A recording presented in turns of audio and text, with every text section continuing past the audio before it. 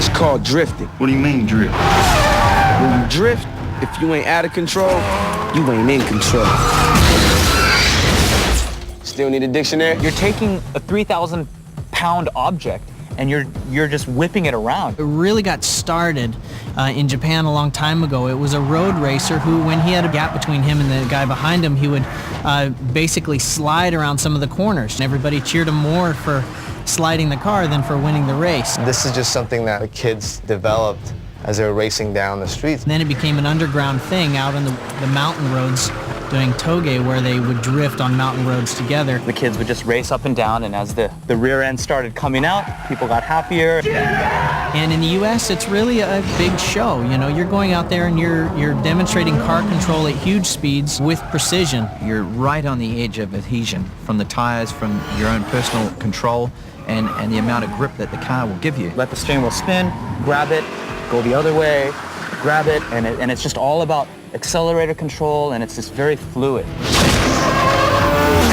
There are a couple tricks that you've got to have in your tool bag when you're a drifter. One of them is a handbrake initiation to a corner.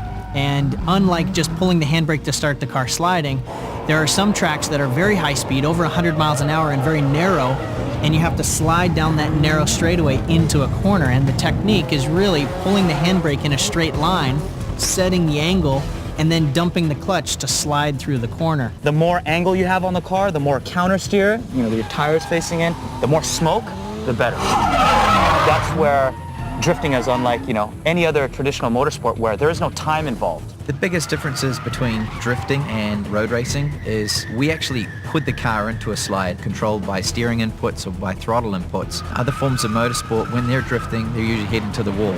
They're crashing. We do use GPS sensors on the front and the rear of the car to measure angle. So some of the pro cars, we clock at about 97 miles an hour at 48 degrees coming into a bank, it's incredible. Quick. I kind of think it's the Howard Stern of motorsports, because whether you like the idea of burning rubber around a track or you don't, once you start watching it, you just can't take your eyes off it because you just don't know what's going to happen next. Something is going to happen and it's going to be big, so you better keep your eyes on it.